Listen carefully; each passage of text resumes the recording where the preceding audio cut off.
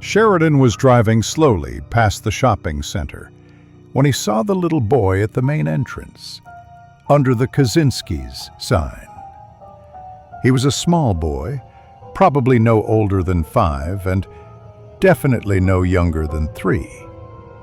His face wore the exact expression Sheridan was looking for. Fighting back tears, but on the verge of losing the battle. Sheridan hesitated, feeling the familiar wave of self-loathing rise inside him. But with each outing, the feeling grew a little weaker, a little less insistent. After the first time, he couldn't sleep for a week, thinking about that fat Turk who called himself Mr. Mog, thinking about what he did with the children. "I take them for a ride on my yacht, Mr. Sheridan," the Turk had explained.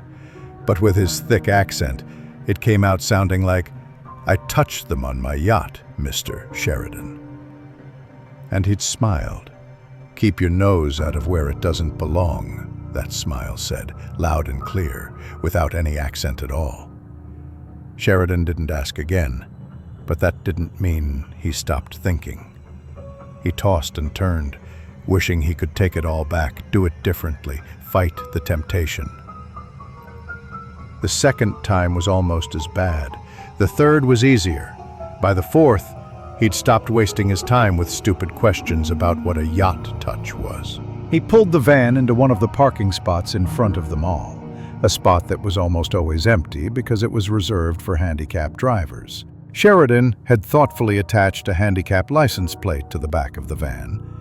It kept suspicion away and let him use the convenient parking spot without any trouble. Every time, you hope you won't get caught. But every time, a day or two before a job, you steal plates. To hell with that nonsense. He was in a tight spot now, and that kid could help him. He got out of the car and walked toward the boy, who was looking around, his panic visibly growing. Yeah, Sheridan thought, he must be 5, maybe even 6. He just looks unusually small and frail. In the harsh fluorescent light streaming through the glass doors, the boy looked pale as a sheet, almost sick. Maybe he really was ill, but Sheridan figured he was just scared. The boy looked hopefully at the people passing by. Some were hurrying into the mall to shop, while others were already coming out, loaded with boxes and bags, an expression on their faces probably best described as satisfaction, like a drug-induced high. The boy, dressed in jeans and a Pittsburgh Penguins t-shirt, was searching for someone who could help, someone who would look at him and realize something was wrong. He was looking for someone to ask the one right question. "Are you lost, son?" He was looking for a friend. "Here I am," Sheridan thought, getting closer. "Here I am, Sonny. I'll be your friend." He was almost there when he saw a police officer walking slowly toward the doors from inside the mall, his hand in his pocket, probably looking for a cigarette. If he came outside, he'd definitely see the boy, and then it would be game over. Damn it, Sheridan thought. The last thing he needed was to be spotted trying to chat up a kid. It would be a world of trouble. So Sheridan stopped and started digging through his own pockets, pretending to check for his keys, his gaze darting between the boy and the cop. The boy started to cry. Not sobbing yet, but big tears, glistening red in the glow of the Kaczynski's sign, began to run down his smooth cheeks. A young woman from the information booth, pretty and dark-haired, about 25, waved to the officer and said something. He was a blonde with sandy hair and a mustache.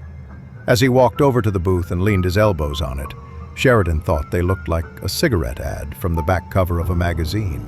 The Spirit of Salem. Lucky strike. Light my lucky. He was about to have a heart attack over here, and they were flirting. The girl was batting her eyes at the guy. How sweet. Sheridan decided he had a chance. The kid's chest was heaving. He was about to start wailing, and then someone would definitely notice him. He didn't want to do this with a cop so close. But if he didn't pay Mr. Reggie within the next 24 hours, two massive goons would waste no time in paying him a visit and performing a little impromptu surgery, adding a few extra elbow joints to each of his arms. He approached the boy. A large man in a simple Van Heusen shirt and khaki pants, a man with a wide, ordinary face that radiated kindness at first glance. He knelt down, placing his hands on the boy's thighs just above his knees. The boy turned his pale, frightened face toward him. The kid's eyes were green, emerald green, and the tears welling up in them only intensified the incredible color. "Are you lost, son?" Sheridan asked softly. "My grandpa," the little boy said, smearing tears across his cheeks. "Daddy's not here, and I can't find him." Now he was sobbing. A woman coming out of the store looked over with concern. "It's all right," Sheridan reassured her. He put an arm around the boy's shoulders and gently nudged him to the right, toward the van. He glanced back into the store. The cop was now leaning in close to the girl at the info booth. It looked like something was already starting between them, and if not, it soon would. Sheridan relaxed. The cop wouldn't notice a thing if he kept that up. The checkout lines blocked his view anyway. This would be a piece of cake. "I want my grandpa," the boy cried. "Of course you do. Why wouldn't you?" Sheridan said. "And we're going to find him right now. Cheer up." He pulled the boy more insistently to the right. The boy looked up, a glimmer of hope in his eyes. "Can you find him?" "Can you?" "Absolutely," Sheridan declared with a grin. "Finding lost people is, well, it's my profession, you could say." The boy managed a timid smile, though his eyes were still wet with tears. "For real?" "Absolutely," Sheridan assured him, glancing back inside the mall to make sure the cop wasn't paying attention. The cop was barely visible behind the crowd, which meant Sheridan and the boy were just as barely visible to him, even if he looked over. "What was your grandpa wearing, Sonny?" "A suit," the boy said. "He almost always wears one. I've only seen him in jeans once." The boy said it as if Sheridan should know his grandpa's clothing preferences. "I bet it was a black suit," Sheridan announced. The boy's eyes lit up, flashed, and in their light his tears seemed to turn to blood. "You saw him? Where?" The kid jerked toward the doors, and Sheridan had to forcefully pull him to the right. It didn't look good. The last thing he needed was the boy making a scene. Passers-by would notice, and later they would surely remember a man dragging a resisting child. He had to get him into the van. All the windows in the van, except the windshield, were tinted. You couldn't see what was happening inside from even a foot away. The first step was to get him in the van. Sheridan touched the boy's arm. "I didn't see him in the store, son." "I saw him over there." He pointed across the parking lot, where endless rows of cars waited patiently for their owners. In the distance, beyond the access road, the twin golden arches of a McDonald's glowed. "But why would Grandpa go over there?" the boy asked, as if Sheridan, or his grandpa, or both, had lost their minds. "I don't know," Sheridan answered, his thoughts racing like an express train, clicking like wheels on the tracks. It was always like this at the crucial moment, when he had to find the one and only acceptable solution. Grandpa, not dad, not uncle, Grandpa. So, an old man. "I'm pretty sure it was him," he improvised. "An older man in a black suit, all gray hair. and I think his tie was green." "Grandpa wears a blue tie," the boy corrected. "He knows I like it better that way." "Right. Maybe it was blue," Sheridan readily agreed. "It's hard to tell in the twilight. Come on, let's get in my car and drive around a bit. See where your grandpa disappeared to, okay? Are you sure it was him? I don't get what he'd be doing over there." Sheridan shrugged. "Listen, kid, if you don't think it was him, you're better off looking around on your own. Maybe you'll find him." With that, he turned sharply and walked away toward his van. The little brat didn't take the bait. Should he go back and try again? No. He'd already wasted too much time and drawn attention to himself. He could easily end up doing 20 years in Hamilton Bay. It would be smarter to move on to another mall, in Scottville maybe, or... "Wait, mister!" the boy shouted, panic in his voice, followed by the patter of sneakers. "Wait! I told him I was thirsty. He probably went over there to get me something to drink." Sheridan turned around, a broad smile spreading across his face. The boy looked at him doubtfully with those green eyes, which stood out so vividly against his pale face. Sheridan opened the passenger door. "Hop in, Sonny. Let's go find your grandpa." The boy climbed into the cab and, without knowing it, became the property of Briggs Sheridan. The very moment the door clicked shut. Sheridan didn't have a problem with women. He could take or leave alcohol. His only problem was cards. Any game, as long as there was money involved. He'd lost everything. His job, his credit cards, the house he'd inherited from his mother. He hadn't done time yet, but as soon as he met Mr. Reggie, he realized that prison was paradise compared to that guy. That night, he'd acted like a complete idiot. It would have been better to lose it all at once. When you lose right away, you cool down, go home, watch some TV, and go to bed. But when you win that first pot, you lose your head. That night, Sheridan lost his head, and by the end of the game, he was $17,000 in debt. It was hard to believe. He was shocked, stunned by the injustice of the loss.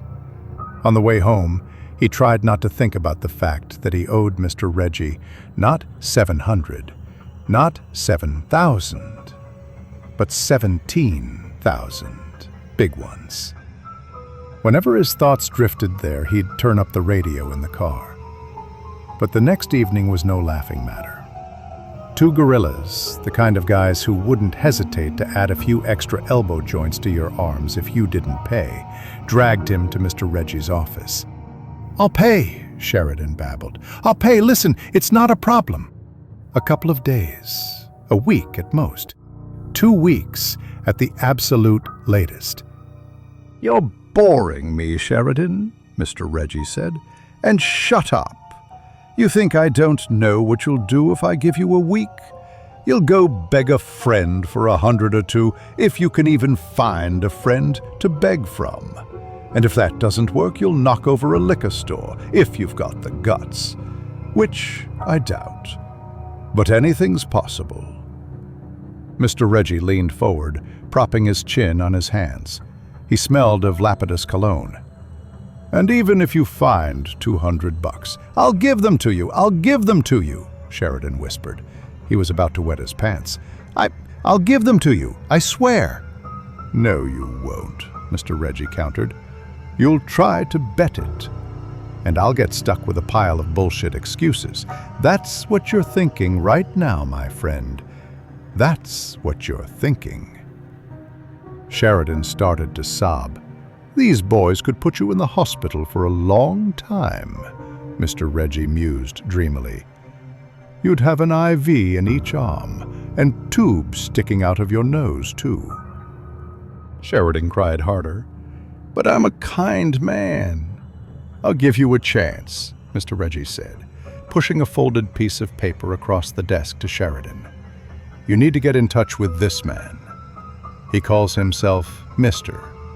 Mog, but he's just as big a bag of crap as you are. Now get out of here. Come back in a week. Your IOU will be waiting on this table. Either you buy it back, or my friends will get to work on you. And then, as a certain Booker T once said, they will not stop until they get complete satisfaction. On the piece of paper was the Turk's real name. Sheridan went to him and heard about the children and the yacht trips. Mr. Mogg also wrote him a check for a little more than the amount on the IOU left with Mr. Reggie. Since then, Sheridan had started circling shopping malls. He pulled out of the parking spot, checked for cars, and turned onto the access road leading toward McDonald's. The boy sat in the front seat, hands on his knees, his eyes filled with anxiety. "Why are we driving around it?" the boy asked as Sheridan turned the corner. "In case your grandpa came out the back door," Sheridan explained. "Don't you worry, kid. I think this is where I saw him." "You really saw him?" "Really?" A wave of relief washed over the boy's face, and for a moment, Sheridan felt a pang of pity for him. "I'm not a monster, for God's sake. I'm not some maniac." But with each job, he was sinking deeper and deeper, and that bastard Reggie had his claws in him without the slightest remorse. This time, Sheridan owed him not 17,000 like the first time, not 20, not even 25, and he had to deliver by Saturday if he didn't want any extra elbows. He stopped the van behind the building, next to a dumpster. No one would bother them here. Alrighty. He reached his left hand into the door pocket, meant for maps and other junk, and pulled out a pair of steel handcuffs. "What are those for?" the boy asked, fear creeping into his voice. It seemed the boy was realizing there were worse things in the world than getting separated from your grandpa in a crowded mall. "Just for a second, don't you worry," Sheridan soothed him. Bitter experience had taught him not to underestimate a 6-year-old. His second victim had kicked him in the balls and almost got away. "I just remembered I forgot to put my glasses on. They must be on the floor here somewhere, probably in their case. If you could just slide over for a second." "Thanks, kid." The boy bent down for the glasses case, which was empty. Sheridan leaned over and deftly snapped one cuff around the boy's wrist. He grabbed for the other wrist, but the boy, hadn't he told himself it was a huge mistake to underestimate a 6-year-old? Resisted like a wildcat, wriggling like an eel. Who would have thought, looking at this little squirt? He kicked, scratched, and thrashed, screaming in a high, thin, almost bird-like voice. Finally, he reached the door handle, and the door flew open. Sheridan grabbed the kid by the scruff of his neck and hauled him back in. He tried to snap the second handcuff onto a special support bar next to the seat, but missed. The boy bit his hand, twice, drawing blood. "Damn it!" The hand burned. Sheridan slapped the boy across the mouth. The force threw the kid back. Sheridan's blood was on the boy's lips and chin, dripping onto the collar of his t-shirt. Sheridan finally managed to click the second cuff onto the support bar and leaned back in his seat, sucking on the back of his right hand. The pain didn't subside. He took his hand from his mouth and examined it in the dim light of the dashboard. 2 shallow, jagged gashes, each about 2 inches long, ran from his wrist to his knuckles. Blood was slowly oozing from them. It was too early to pacify the kid with other means, the ones that created damaged goods, as the Turk had warned. No, you couldn't blame the kid. He, Sheridan, would have done the same thing. He needed to disinfect the wound as soon as he could, maybe even get a shot. He'd read somewhere that a human bite is the most dangerous. The kid was a fighter, good for him. Sheridan pressed the clutch, backed around the building, pulled onto the access road, and turned left, toward Toluca Heights on the outskirts of town. The Turk had a spacious ranch-style house there. Sheridan was supposed to take a roundabout route if necessary, 30 miles, about 45 minutes or an hour. He drove past a sign that read, "Thank you for shopping at the beautiful Kaczynski Town Center," turned left, and got up to the speed limit. Pulling a handkerchief from his back pocket, he wrapped it around his right hand and focused on the road. All this for what? A few bucks for him, a few more for Mr. Mog from the Turk, and nothing for Mr. Reggie. The boy started crying again. His tears still seemed red in the faint light. Is he sick? Sheridan wondered for the 10th time. Maybe he's got something contagious. Well, whatever. God willing, Mr. Mogg would hand over the cash before he figured out something was wrong. "When my grandpa finds you, you're going to be sorry," the boy sobbed. Sheridan turned off the highway onto an unmarked gravel road. Now, a swamp stretched out on the left and a virgin forest on the right. The boy yanked at his cuffed hand and started to sob harder. "Calm down. You'll only hurt yourself." Nevertheless, the boy yanked again. The protesting screech of metal that followed was a sound Sheridan did not like at all. He glanced over. The metal support bar on the side of the seat, the one he had welded on himself, was bent. Damn it, Sheridan thought. Teeth like razors. And strong, too. Strong as an ox. He jabbed his fist into the boy's soft shoulder. "Stop it!" "I won't!" The boy yanked again, and Sheridan saw the metal bar bend even more. My God, how is he capable of this? "It's the panic," he answered himself. Panic gave him strength. But none of the others had ever done this, and many of them had been in much worse shape. Sheridan opened the glove compartment and took out a hypodermic syringe. The Turk had given it to him with instructions to use it only as a last resort. "Drugs," the Turk had said, "can spoil the goods. See this?" The boy nodded. "You want me to give you a shot?" The boy started trembling, his eyes wide with terror. "That's what I thought. You better behave or this will knock the fight right out of you." He hesitated. He had no idea what was in the syringe. It could be a simple sedative, but given who he was dealing with, it could also be something that would get the kid hooked for life. Maybe it would even kill him. The boy stared at him, his lips trembling, his face the color of ash. "If you stop pulling, I won't give you the shot, okay?" "Okay," the boy whispered. "Promise?" "Yes." The boy's upper lip curled back, revealing his top teeth. One of them was stained with blood. "I never had a mom." "Damn it!" Sheridan swore, feeling a wave of disgust. He stepped on the gas. He was driving faster now, not just because the highway was finally out of sight. This kid was creepy. He wanted to drop him off with the Turk as fast as possible, get his money, and be done with it. "My grandpa's strong, mister."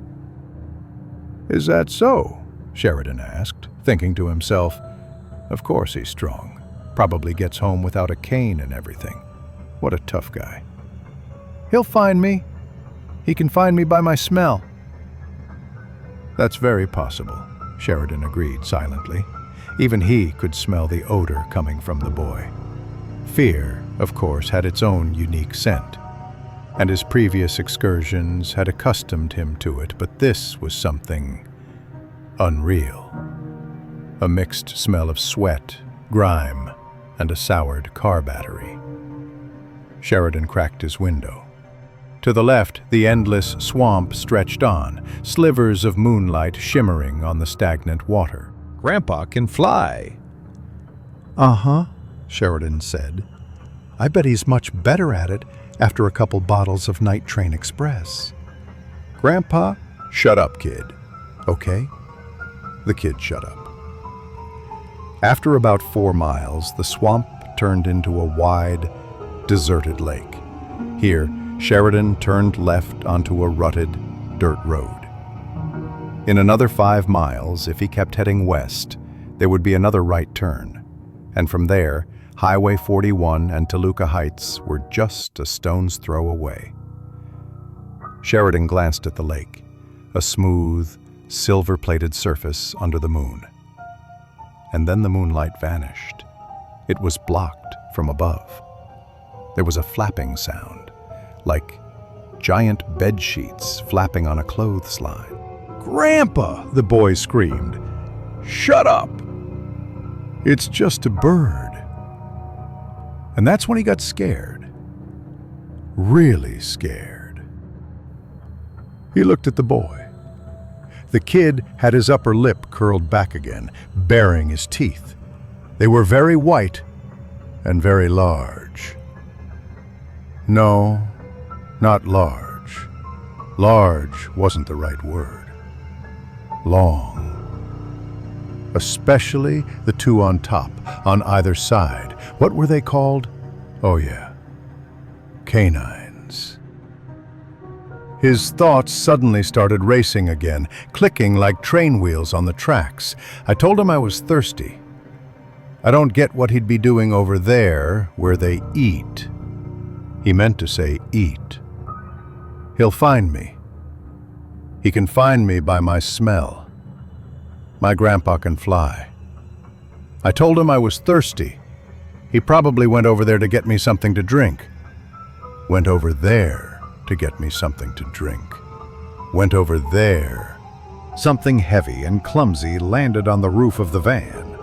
"Grandpa!" the boy shrieked again, frozen in awe. And suddenly, the road ahead disappeared. A huge leathery wing covered the windshield. My grandpa can fly!" Sheridan screamed and slammed on the brakes, hoping to shake the abomination off the roof. To his right, there was a protesting screech of tortured metal, which then snapped. "Grandpa!" the boy exclaimed in a high, bird-like voice. "He stole me! He stole me! This bad man stole me!" "You don't understand, kid," Sheridan thought. He reached into the glove compartment and grabbed the syringe. "I'm not a bad man. I just got myself into a difficult situation." Damn it all. Under normal circumstances, I could have been like a grandpa to you. But when a hand, more of a long claw than a hand, shattered the side window and ripped the syringe from Sheridan's grasp along with 2 of his fingers, he realized that wasn't true at all. A moment later, Grandpa tore the driver's side door off its hinges, meat and metal screaming. Only the mangled, now useless hinges were left, glinting. Sheridan saw a fluttering cloak, a sort of black sail, and a tie. The tie really was blue. Sinking its claws into his shoulder, Grandpa dragged him out of the car. The claws ripped through his jacket and shirt, burying themselves deep in his flesh. Grandpa's green eyes suddenly turned blood red, like roses. "We only went to the store because my grandson wanted a Transformer toy," Grandpa whispered, and his breath smelled like rotting meat. "The kind they show on TV. All the kids want one. You should have left him alone. You should have left us alone." He shook Sheridan. Sheridan screamed. He shook him again. He heard Grandpa ask the boy solicitously if he was still thirsty. He heard the boy say yes, that the bad man had scared him so much his throat was dry. Then Sheridan saw a claw in front of his nose, a split second before it disappeared under his chin and drove like a thick, merciless, cruel nail into his neck. The nail tore his throat open faster than he could even process what was happening, and the last thing he saw before he fell into blackness was the boy, cupping his hands and holding them under the warm stream. Exactly the way Sheridan himself had done as a child, cupping his hands under a faucet to drink on a hot summer day. And Grandpa, gently and with magnificent love ruffling his grandson's hair.